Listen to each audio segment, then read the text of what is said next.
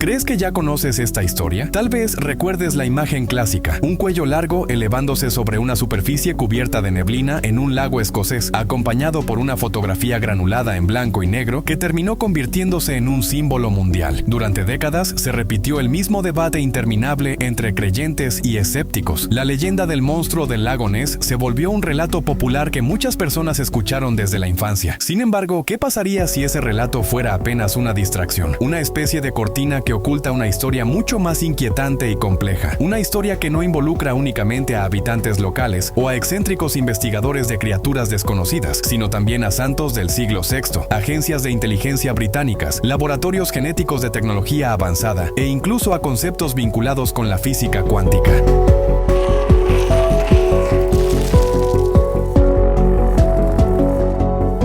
En 1972, en medio de la tensión global de la Guerra Fría, un equipo de científicos que utilizaba tecnología submarina clasificada logró capturar una imagen. No era otra fotografía borrosa más. Aquella imagen era clara y sorprendentemente detallada, y lo que mostraba dejó sin palabras incluso a los escépticos más duros dentro del gobierno británico. El material fue clasificado de inmediato. No coincidía con ninguna explicación conocida. No parecía un plesiosaurio ni una anguila gigantesca. Se asemejaba a algo distinto, algo que sugería que en las oscuras aguas profundas del lago Ness podía existir algo más que un animal desconocido. Podía tratarse de una anomalía capaz de poner en duda nuestra propia comprensión de la realidad. Esta investigación no pretende repetir viejos mitos. Su propósito es abrir uno de los expedientes más antiguos y enigmáticos de la criptozoología. Exploraremos archivos de los que casi nadie ha oído hablar. Revisaremos datos que permanecieron ocultos durante décadas y trataremos de responder una pregunta fundamental. ¿Qué se esconde realmente en el lago Ness? Si existe una respuesta, será mucho más sorprendente que cualquier historia sobre un monstruo prehistórico, porque el verdadero enigma quizá no sea qué vive en el lago, sino por qué vive allí. Para comprender este misterio debemos viajar muy atrás en el tiempo, no hasta 1933, cuando surgió el mito moderno, sino mucho antes, hasta el siglo VI de nuestra era. En aquel entonces, Escocia aún no existía como nación. Ese territorio era conocido como Caledonia, la tierra de los pictos, guerreros temidos y tatuados que todavía veneraban a antiguos dioses relacionados con la tierra y el agua. El Imperio Romano había colapsado, dejando tras de sí un panorama de poder fragmentado y caos. Desde Irlanda comenzaron a llegar misioneros cristianos que cruzaban mares tempestuosos para llevar su fe a aquellas tierras salvajes. El más influyente de ellos fue un hombre llamado Columba. Columba no era un predicador tranquilo, era aristócrata, guerrero y también una figura política. Había sido exiliado de Irlanda después de provocar un conflicto sangriento relacionado con la copia de un libro religioso. Poseía una fe intensa y una voluntad inquebrantable. En el año 563 fundó un monasterio en la isla de Iona, que se transformó en un centro estratégico para la expansión del cristianismo, en lo que hoy conocemos como Escocia. En la biografía escrita un siglo después por su sucesor, el abad Adamnan, aparece la primera referencia documentada a la criatura. El episodio relatado en la obra Vita Columbae resulta sorprendente por su nivel de detalle. Según ese relato, Columba viajaba por territorio de los pictos cuando llegó al río Ness, que fluye desde el lago. Allí encontró a varias personas vigilando el cuerpo de un hombre que, según decían, había sido arrastrado bajo el agua por una bestia acuática, descrita como Aquatilis bestia. Columba deseaba cruzar al otro lado del río, por lo que ordenó a uno de sus discípulos, Luina Mokumin, que nadara detrás de la embarcación. Cuando el joven se encontraba en medio de la corriente, una criatura emergió violentamente desde las profundidades y se lanzó hacia él con la boca abierta. Los pictos y los acompañantes del santo gritaron aterrados. Columba, sin mostrar miedo, levantó la mano, hizo la señal de la cruz y pronunció una orden que las crónicas describen como poderosa y resonante. No avances más, no toques a este hombre, regresa de inmediato. Según el relato, la criatura se detuvo, retrocedió como si hubiese sido intimidada por la voz y desapareció otra vez en las aguas profundas. Durante siglos, esta historia fue interpretada como uno de los muchos milagros atribuidos al santo. Se consideraba un episodio típico de la literatura religiosa en el que el santo vence fuerzas paganas y simboliza la victoria del cristianismo sobre antiguas creencias.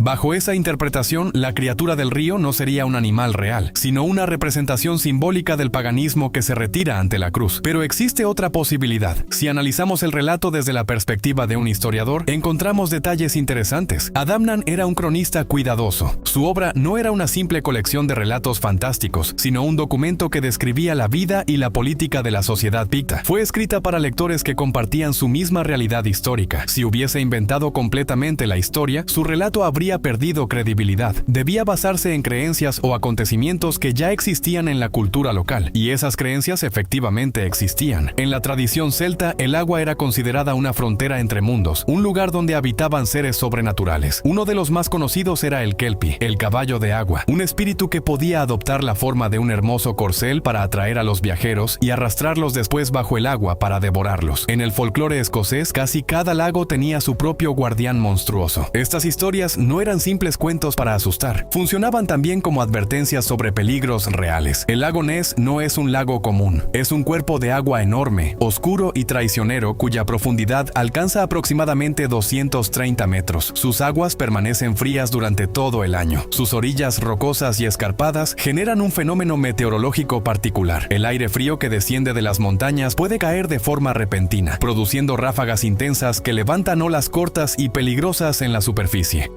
A lo largo de los siglos, muchas personas han perdido la vida en esas aguas. Las historias de monstruos funcionaban como un mensaje transmitido de generación en generación. No te acerques demasiado. La muerte puede habitar allí. Entonces, ¿qué pudo ocurrir realmente en el río Ness durante el siglo VI? Es posible que Columba se encontrara con un animal grande, quizá un esturión o un grupo de peces que en las aguas turbias parecían formar una sola criatura. Otra posibilidad es que presenciara algún ritual pagano vinculado a espíritus del agua y que, como líder religioso y político, supiera aprovechar el momento para demostrar poder espiritual ante los pictos. Al ordenar a la criatura que se retirara, no solo ahuyentó el peligro, también mostró que su dios era más poderoso que los dioses antiguos. Aquello representó un acto de conquista espiritual. Así, el relato de San Columba no solo constituye la primera mención escrita de una criatura en el lago Ness, también marca el momento en que un miedo antiguo fue reinterpretado y absorbido por una nueva visión religiosa. La criatura no desapareció del imaginario colectivo, simplemente fue relegada a las sombras de la memoria durante casi 1500 años, hasta que el mundo moderno la despertó nuevamente. Durante aproximadamente 1000 años la historia permaneció dormida. Sobrevivía en susurros alrededor del fuego, en historias contadas por abuelas a sus nietos. El lago Ness era solo uno entre muchos lagos escoceses, hermoso, remoto y salvaje. Las Highlands formaban un territorio aislado del resto de Gran Bretaña, separado no solo por montañas, sino por profundas diferencias culturales. Llegar allí era complicado. Los caminos eran poco más que senderos utilizados por pastores y animales. Pero a comienzos de la década de 1930, la modernidad irrumpió en ese paisaje silencioso con el ruido de motores y el olor del asfalto. Como parte de un programa gubernamental destinado a combatir el desempleo durante la Gran Depresión, comenzó la construcción de la carretera A82, que recorrería la orilla occidental del lago conectando Glasgow con Inverness. El proyecto fue enorme. Los trabajadores utilizaron explosivos para romper rocas, drenaron zonas pantanosas y construyeron puentes. Por primera vez en la historia moderna, las orillas del lago Ness quedaron accesibles para automóviles. Ese cambio aparentemente sencillo transformó el folclore local en un fenómeno global. Miles de personas, desde obreros hasta turistas, comenzaron a observar el lago desde puntos que antes solo conocían pescadores y pastores. Muchos permanecían largos periodos mirando la superficie tranquila del agua. El cerebro humano, acostumbrado a buscar patrones en el caos, empezó a interpretar formas en las ondulaciones y reflejos de la superficie, y esas formas comenzaron a convertirse en historias. El 2 de mayo de 1933, el periódico local Inverness Courier publicó una breve nota escrita por su corresponsal Alex Campbell, quien además era alguacil y cuidador del lago. El artículo llevaba un título sencillo que hablaba de extraños sucesos en el lago Ness. En la nota se relataba el testimonio de una pareja local, los señores Mackay, propietarios de un hotel en el pueblo de Drumnadrochit. Mientras conducían por la nueva carretera, observaron un gran remolino en el agua. En medio de ese movimiento distinguieron algo que parecía un animal enorme, similar a una ballena. Campbell utilizó la palabra monstruo para describirlo y dar más color a la historia. Aquella pequeña publicación fue la chispa que encendió uno de los misterios más famosos del mundo. Los periódicos de Londres difundieron la historia y la noticia, fresca y electrizante, irrumpió en un mundo cansado por la crisis económica y por el temor creciente de otra guerra.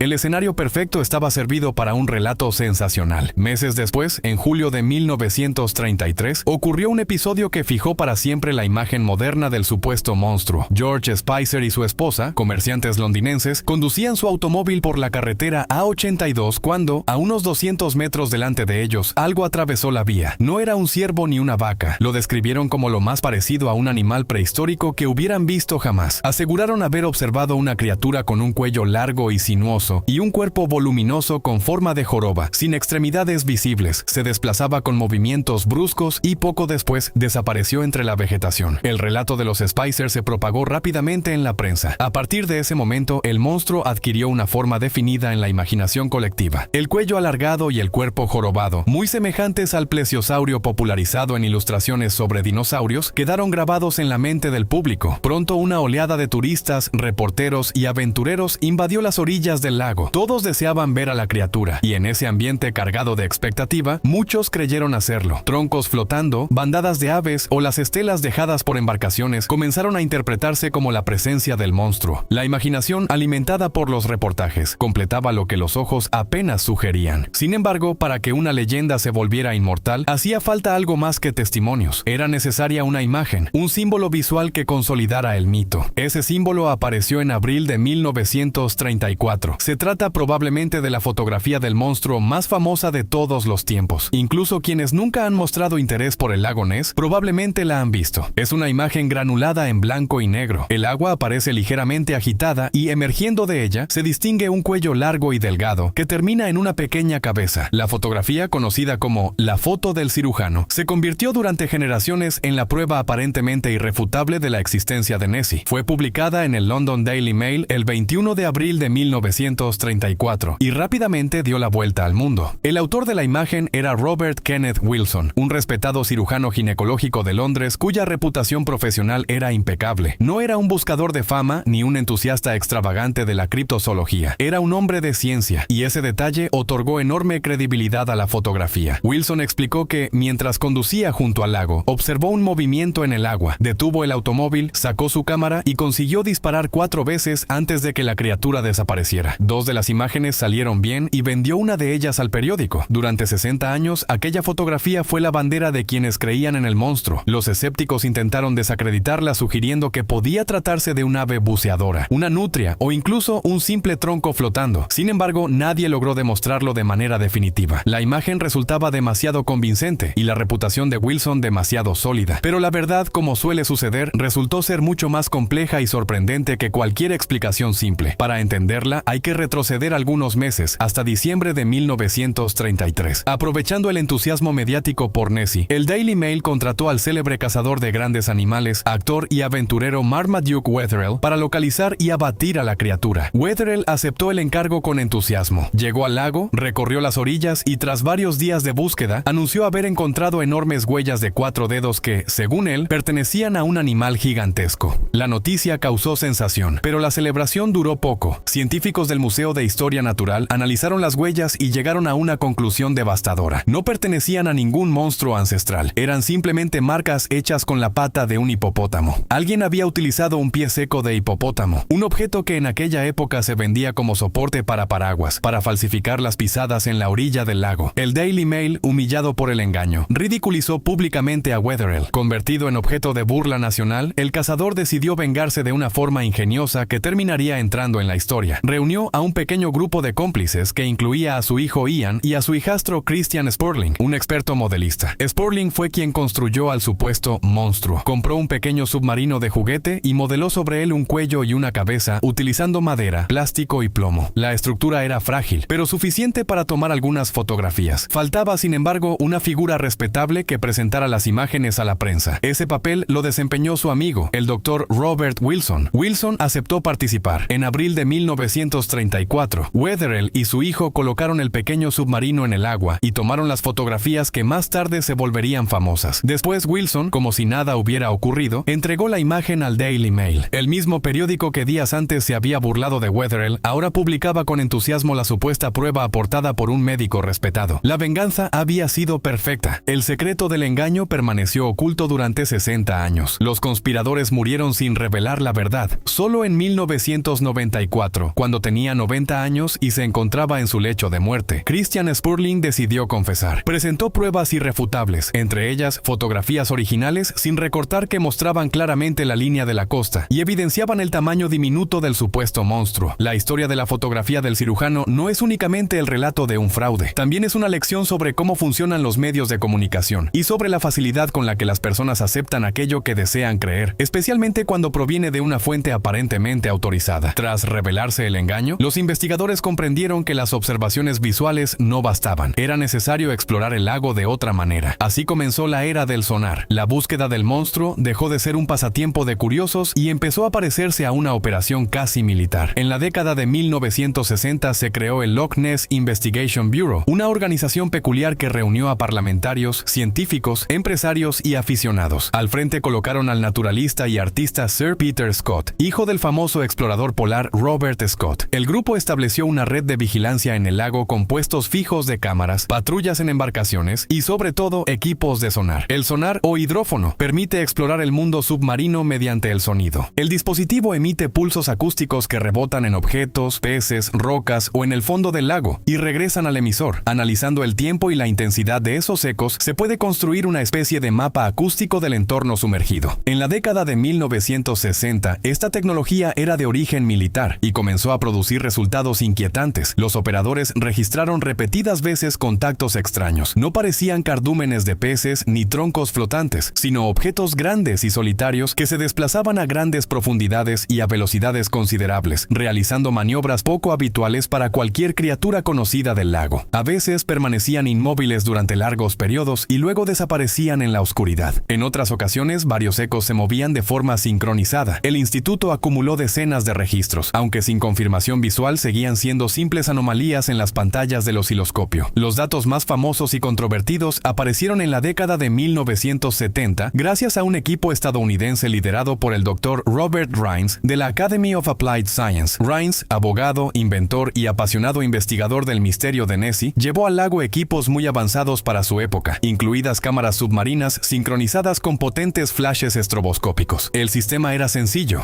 Cuando el sonar detectara un objeto interesante, la cámara dispararía automáticamente el flash para intentar captarlo. En 1972 y en 1975, el equipo obtuvo varias imágenes que despertaron enorme interés público. La más conocida, llamada foto de la aleta, muestra una figura borrosa de tono verdoso que parece una gran aleta con forma de rombo. Otras imágenes sugerían cuerpos con jorobas e incluso una cabeza con dos protuberancias que recordaban a cuernos. Rines estaba convencido de haber fotografiado un plesiosaurio e incluso propuso nombres espectaculares para la supuesta criatura. Sus imágenes fueron publicadas en revistas científicas prestigiosas, entre ellas Nature. Parecía que la confirmación definitiva estaba cerca. Sin embargo, los escépticos respondieron con rapidez. Especialistas de la NASA aplicaron técnicas de mejora digital disponibles en aquel momento y concluyeron que la supuesta aleta podía ser simplemente sedimento suspendido en el agua y que la figura similar a una cabeza probablemente era un tronco en descomposición. Las imágenes eran demasiado borrosas y el agua del lago Ness demasiado turbia para obtener conclusiones claras. El punto culminante de la era del sonar llegó con la llamada Operación Deep Scan. En 1987 se realizó el mayor estudio del lago hasta ese momento. 24 embarcaciones, alineadas como en una maniobra militar, recorrieron toda la longitud del lago formando una barrera acústica continua. Durante la exploración detectaron algo sorprendente. En la zona de la bahía de Urquhart, varios sonares registraron al mismo tiempo un gran objeto no identificado a una profundidad de 180 metros. Era mucho más grande que cualquier criatura conocida del lago. Durante unos instantes apareció en las pantallas y luego volvió a hundirse en la oscuridad profunda, perdiéndose nuevamente la señal. Los organizadores del estudio anunciaron un posible contacto. Sin embargo, los escépticos reaccionaron de inmediato con explicaciones alternativas. Algunos propusieron que podía tratarse de una termoclina, es decir, una frontera marcada entre capas de agua con distinta temperatura que puede provocar ecos engañosos en el sonar. Otros sugirieron que quizás se trataba de los restos de un avión Wellington, un bombardero derribado durante la Segunda Guerra Mundial. Aquella etapa de exploraciones con sonar terminó sin una conclusión definitiva. En lugar de respuestas claras, dejó más interrogantes. Algo extraño parecía ocurrir en el lago, pero nadie podía identificar con precisión qué era. Los llamados fantasmas acústicos continuaban escapando a cualquier explicación y dejaban tras de sí desconcierto y frustración creciente. Quedó claro que hacía falta una herramienta diferente, una que no solo pudiera detectar sonidos o formas bajo el agua, sino que también fuera capaz de analizar la huella genética de lo que habitaba allí. Después de décadas siguiendo sombras mediante cámaras y sonares, hacia finales del siglo XX, la investigación parecía haber llegado a un punto muerto. Pero al comenzar el siglo XXI surgió una pequeña revolución científica que dio a los investigadores una herramienta totalmente nueva. Esta técnica no buscaba al supuesto monstruo directamente, sino el rastro invisible que cualquier ser vivo deja en el agua. Se trata del análisis de ADN ambiental, conocido como EADN. La idea es sorprendentemente simple. Todo organismo organismo que vive en el agua libera constantemente material genético, diminutas células de piel, restos de mucosidad o desechos biológicos. En consecuencia, el agua de un lago funciona como una especie de sopa genética diluida que contiene fragmentos de ADN de todos sus habitantes, desde bacterias microscópicas hasta grandes depredadores. Si se toma una muestra de agua, se filtra y se analiza con secuenciadores modernos, es posible elaborar un inventario completo de las especies que viven allí sin necesidad de verlas directamente. En otras palabras, se puede saber quién habita el lago únicamente estudiando el ADN presente en el agua. En 2018, un equipo internacional de científicos dirigido por el profesor Neil Gemmell de la Universidad de Otago en Nueva Zelanda decidió aplicar esta tecnología para intentar resolver de una vez por todas el misterio del supuesto monstruo del lago Ness. Fue el estudio biológico más amplio y sistemático realizado hasta entonces en el lago. Durante 2 semanas recogieron 250 muestras de agua en diferentes puntos y a diversas profundidades. Después comenzó el meticuloso trabajo de laboratorio. Los investigadores extrajeron miles de millones de fragmentos de ADN presentes en el agua y los compararon con grandes bases de datos genéticos del mundo. Poco a poco fueron llegando los resultados. Apareció ADN humano, algo totalmente esperable considerando la cantidad de turistas que visitan el lago. También detectaron ADN de perros, ovejas y vacas provenientes de las granjas cercanas. Hallaron material genético de numerosas especies de aves, además de ciervos y tejones. En el agua también aparecía ADN de 11 especies de peces, entre ellas salmón, trucha, lucio y anguila. Asimismo, identificaron ADN perteneciente a cientos de especies de bacterias y algas. El resultado fue una reconstrucción ecológica extremadamente detallada del lago. Sin embargo, aquello que muchos esperaban encontrar simplemente no apareció. No hubo ningún rastro de plesiosaurio. Tampoco surgió ADN de reptiles marinos prehistóricos. Ni siquiera apareció material genético del tiburón de Groenlandia o de algún extraño pez marino alargado como sugerían algunas teorías. La hipótesis de un dinosaurio sobreviviente quedó descartada por completo desde el punto de vista genético. Podría pensarse que con ese resultado la historia terminaba allí. No hay monstruo, caso cerrado. Pero el equipo de Gemmell encontró algo inesperado, una anomalía notable. En cada una de las muestras tomadas, sin excepción, apareció ADN de anguila europea. Y lo más sorprendente era su abundancia. Según explicó Gemmell, las anguilas son extremadamente comunes en el lago Ness. El ADN de esta especie apareció prácticamente en todos los puntos analizados. Este hallazgo dio lugar a una nueva hipótesis, elegante y científicamente plausible. ¿Y si el famoso monstruo no fuera un plesiosaurio, sino simplemente una anguila gigantesca? La idea de la anguila no era completamente nueva. Ya había sido propuesta anteriormente para explicar algunas observaciones, pero ahora contaba con respaldo genético. En diversas ocasiones se han capturado anguilas de 2 a 3 metros en ríos europeos. Además, parientes marinos como la congresa pueden medir hasta 6 metros. Imaginemos entonces una anguila de 4, 5 o incluso 6 metros, moviéndose en las oscuras aguas del lago Ness. Su cuerpo largo y serpenteante agitándose cerca de la superficie podría interpretarse fácilmente como una serie de jorobas. Su cabeza emergiendo brevemente para tomar aire o simplemente asomándose en condiciones de visibilidad muy pobre podría parecer la cabeza de un animal con cuello largo. Incluso su movimiento en aguas profundas podría producir exactamente la señal alargada que tantas veces desconcertó a los investigadores del sonar. La hipótesis de la anguila gigante explica muchas observaciones de forma sencilla, sin necesidad de recurrir a monstruos prehistóricos. Se basa en un animal real que habita el lago en gran número.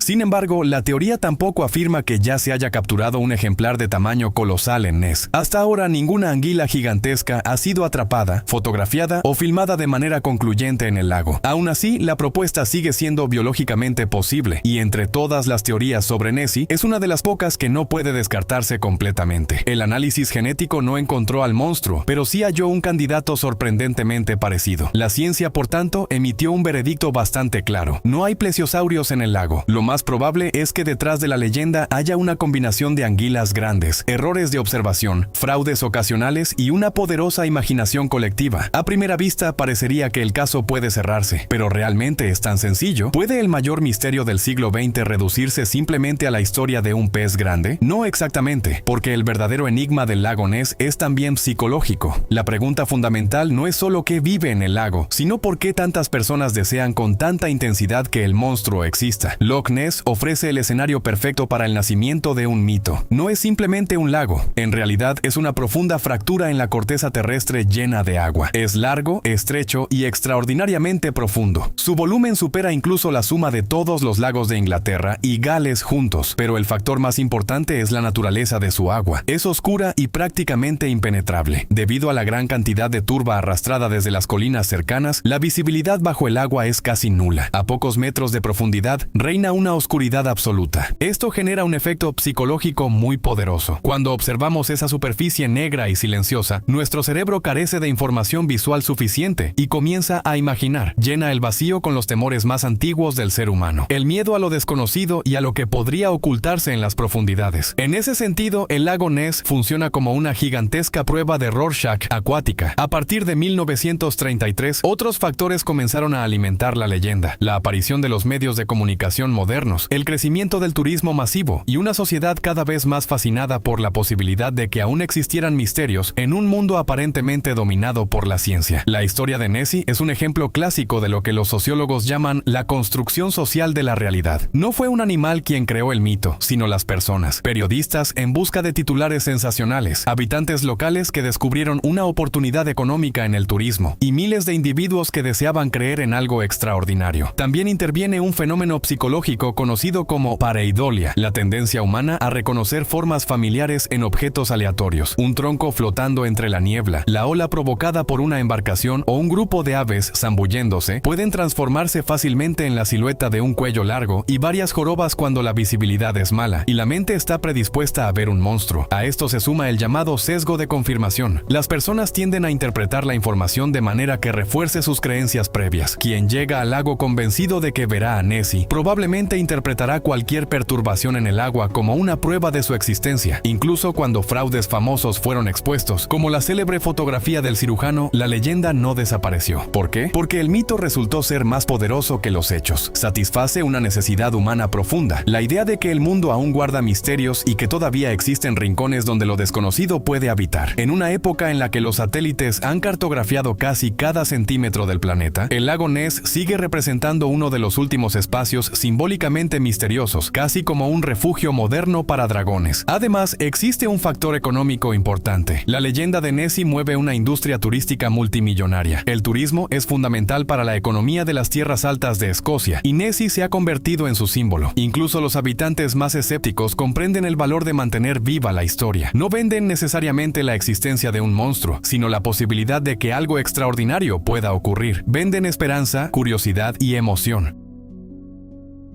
Así llegamos a una conclusión interesante. Por un lado, los datos científicos indican claramente que no hay plesiosaurios en el lago. Por otro lado, existe un fenómeno cultural extremadamente poderoso que continúa alimentando la leyenda. La verdad probablemente se encuentre en algún punto intermedio. Puede que en el lago haya anguilas inusualmente grandes. También pueden intervenir fenómenos naturales poco comunes, como ondas estacionarias en el agua o liberaciones de gas desde el fondo que alteran la superficie. Pero todos esos fenómenos pasan inevitablemente por el filtro de nuestra imaginación y nuestra cultura. El resultado final es un monstruo. Nessie es, al mismo tiempo, biología y mito. No vive solo en el agua, sino también en nuestra mente colectiva. Por eso no puede desaparecer únicamente con sonar ni con análisis genéticos. La investigación llega así a su conclusión. Hemos seguido el rastro de la leyenda desde los antiguos mitos celtas hasta los laboratorios de genética moderna. Se han descubierto engaños, se han aclarado muchos malentendidos y se han propuesto explicaciones plausibles. Sin embargo, como en cualquier buen misterio, aún quedan preguntas abiertas. La teoría de la anguila gigante es la más razonable, pero todavía no está demostrada. Nadie ha capturado ni documentado una anguila del tamaño de un dinosaurio en el lago. También persiste la duda sobre ciertos contactos de sonar particularmente extraños, aquellos que parecían moverse a velocidades superiores a las de cualquier pez conocido y realizaban movimientos verticales bruscos. Podrían existir fenómenos geológicos o hidrológicos desconocidos que generen esas ilusiones acústicas, o simplemente todavía no comprendemos por completo el comportamiento de los animales que ya conocemos. Finalmente surge una pregunta más profunda. Si Nessie es una creación de nuestra imaginación colectiva, ¿por qué adoptó la forma de un plesiosaurio? ¿Por qué precisamente en este lago? Tal vez la respuesta sea sencilla. Los seres humanos necesitamos lugares así. En un mundo cada vez más predecible y tecnológico, buscamos espacios donde lo imposible todavía parezca posible. El lago Ness no es solo un cuerpo de agua. Es un santuario para la curiosidad humana, la imaginación y el deseo de misterio. La búsqueda de Nessie no trata trata únicamente sobre un monstruo. Habla de nosotros mismos, de nuestra curiosidad, de nuestra tendencia a creer y de nuestra necesidad de asombro. Décadas de investigaciones, incluso con errores y exageraciones, han tenido efectos positivos. Han impulsado nuevas tecnologías de exploración subacuática, han aportado conocimientos valiosos sobre la ecología de un lago único y han ayudado a diferenciar mejor entre hechos y fantasía. Probablemente la leyenda del monstruo del lago Ness nunca desaparecerá por completo. Quizá eso no sea algo negativo. Cada vez que alguien observa esa superficie oscura y silenciosa y se pregunta, ¿y si revela algo profundamente humano? Que dentro de cada explorador siempre existe un soñador y que incluso en la edad adulta sigue viviendo un niño que todavía quiere creer en dragones.